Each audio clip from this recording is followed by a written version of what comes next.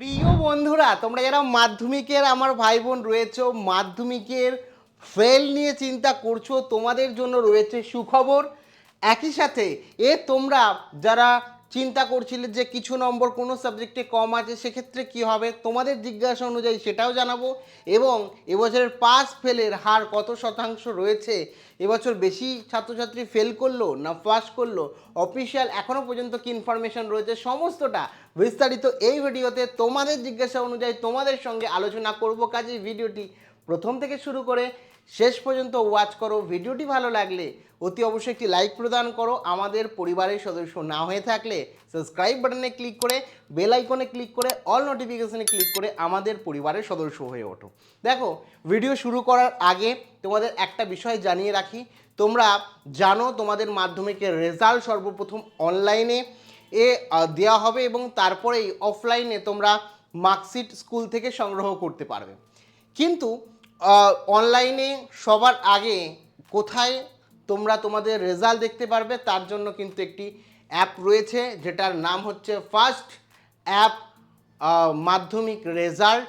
তো তোমরা সরাসরি প্লে স্টোরে গিয়েও এই অ্যাপ ডাউনলোড করে নিতে পারো, যেখানে তোমরা তোমাদের মাধ্যমিকের রোল নাম্বার এবং তোমাদের জন্মের ডিটেলস দিয়ে কিন্তু সরাসরি অ্যাপ থেকে তোমার অনলাইন রেজাল্ট দেখে নিতে পারো। এবং এখানে দেখতেই পাচ্ছ স্ক্রিনের সমস্তটা, এবং তোমরা প্লে স্টোর থেকে সার্চ করেও অ্যাপ ডাউনলোড করতে পারো, কিংবা তোমাদের সুবিধার জন্য প্রথম কমেন্ট এবং ডেসক্রিপশানে এই অ্যাপের লিঙ্ক দিয়ে রাখছি, সেটা ডাউনলোড করে রাখো যাতে আগে ভাগে তোমরা তোমাদের রেজাল্ট পেয়ে যেতে পারো। আমি চাই তোমরা সবার প্রথমে তোমার রেজাল্ট অনলাইনে দেখে নিতে পারো। তো তোমাদের জন্য লিঙ্ক আমি দিয়ে রাখবো। এবার চলে আসছে মেন টপিক। এবছর পাসের হার বেশি না ফেলের হার বেশি, এবছর রেজাল্ট কেমন হলো মাধ্যমিকের সেটা জানাবো। তার আগে তোমাদের অনেকের জিজ্ঞাসাবাদ রয়েছে, দাদা আমি অ্যাকচুয়ালি অঙ্ক পরীক্ষা খুব একটা ভালো দিইনি, 1-2 নম্বর কম ছিল। দাদা ভাই আমার ইতিহাস পরীক্ষা বা বেশিরভাগ ক্ষেত্রে বলেছো ভৌত বিজ্ঞান পরীক্ষাটা খুব একটা ভালো হয়নি, কি করব?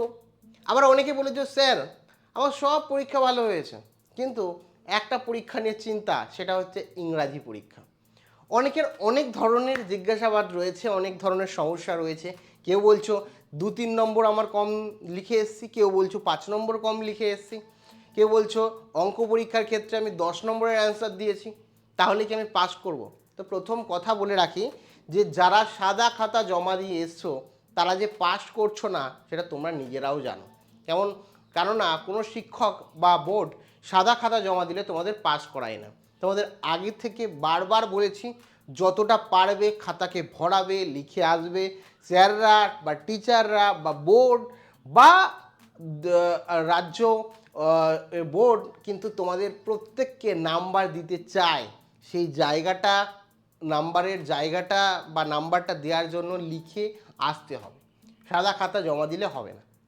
দ্বিতীয়, যারা মনে করছো 10 নম্বর লিখে এসো তারা কি করবে?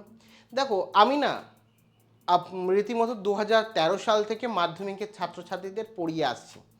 সেক্ষেত্রে অফলাইন পড়িয়েছি, অনলাইন পড়িয়েছি, প্রায় বলতে গেলে সব মিলিয়ে 2000-এরও বেশি স্টুডেন্ট বা তারও বেশি স্টুডেন্ট পড়িয়ে এসেছি। অনলাইনে তো ইনফ্যাক্ট এর থেকেও বেশি, এবং প্রচুর রেজাল্ট দেখেছি।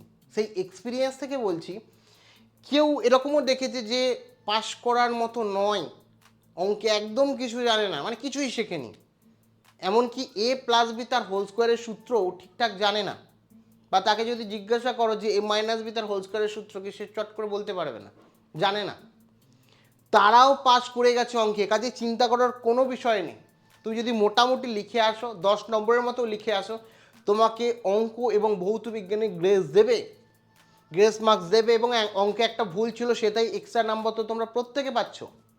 তো কাজেই চিন্তা একেবারে করবে না, নিশ্চিন্ত থাকো। তোমরা একটা সাবজেক্টে যদি কোনো রকম সমস্যা হয় তোমাকে পাশ করিয়ে দেওয়া হবে।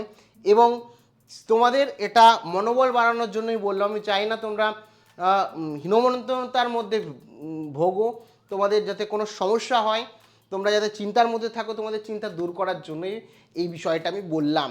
কারণ আমি দেখেছি অনেকে কিছুই পারে না, তাও অঙ্ক পরীক্ষায় ন্যূনতম 25 পাইয়ে বোর্ড থেকে পাস করিয়ে দেয়। কেমন?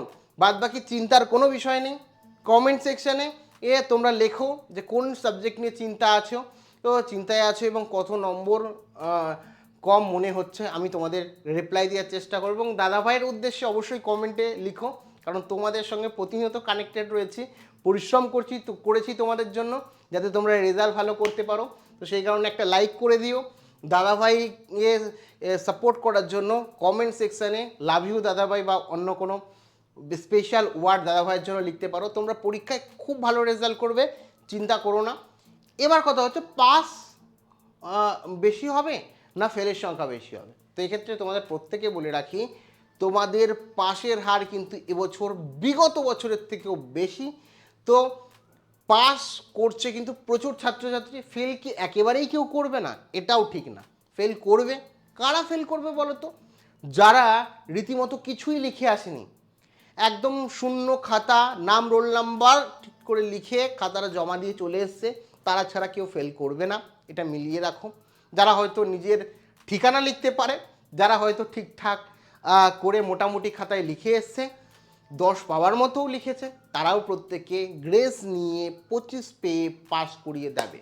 আমরা যখন খাতা দেখি, বিগত প্রায় 7-8 বছর ধরে অনলাইনে বহু ছাত্রছাত্রীদের খাতা দেখছি, যারা এক্সপেক্টই করেনি, অঙ্কে কিছু লিখেও আসেনি, তারা 25 পেয়েছে, পার্সোনালি কথা বলেছে।